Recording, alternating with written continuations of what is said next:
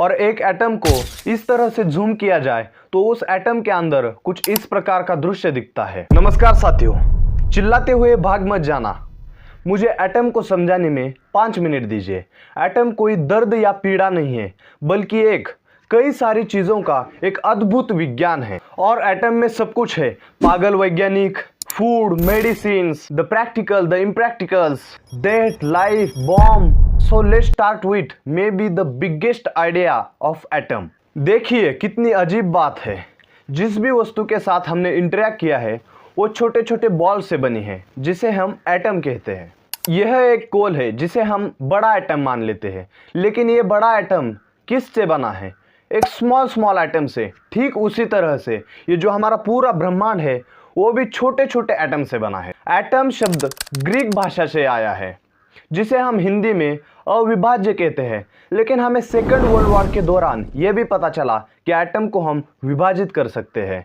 इसलिए जिस भी चीज को हम चीज कहते हैं वो चीज ना होकर वो एक एटम है। और ये एटम 3 चीजों से बना है, proton, electrons and neutrons. Proton heavy है, न्यूट्रॉन प्रोटॉन के बराबर है लेकिन पॉजिटिवली चार्ज है। इलेक्ट्रॉन प्रोटॉन और न्यूट्रॉन के बराबर है लेकिन वो निगेटिवली चार्ज है। जो इलेक्ट्रॉन है वो प्रोटॉन और न्यूट्रॉन से 1800 गुना बड़ा है।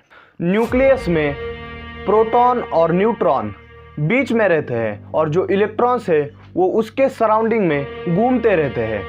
ठीक है, ध्यान दीजिए, यह बहुत महत्वपूर्ण है। एक एटम में प्रोटॉन की संख्या यह बताती है कि उस एटम में कौन से एलिमेंट्स है।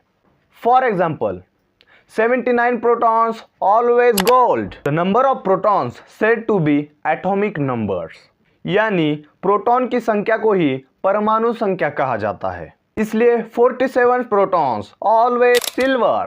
चांदी का रंग नीला, पीला, काला हो सकता है, लेकिन उसमें जो एटम्स है, जो एलिमेंट्स है, वो चांदी के ही रहेंगे बिकॉज ऑफ प्रोटॉन्स।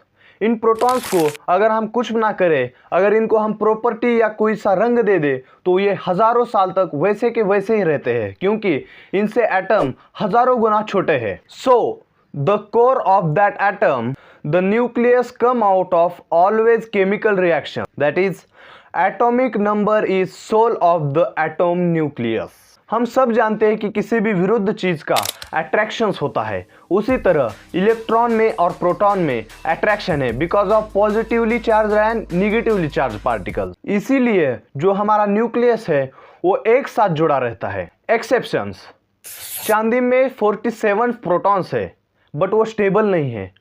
अगर उसमें 60 प्रोटॉन्स होंगे तो वो स्टेबल हो जाएगी। इसका आंसर मुझे भी नहीं पता, आप किसी अच्छे वैज्ञानिक को पूछ सकते हैं। I don't know if you talk physics teacher या physics scientist. Isotopes, they have different mass number but same chemical properties. They also belong same place of periodic table.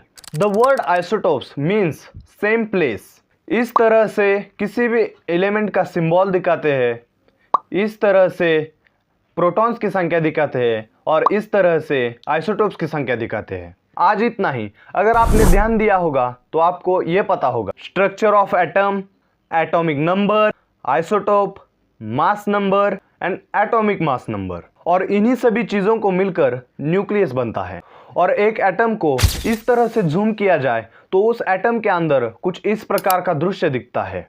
यह था हमारा केमिस्ट्री पर पहला वीडियो। अगर आपको अच्छा लगा हो तो इस तरह की वीडियोस हम और भी बनाएंगे। The last the simple.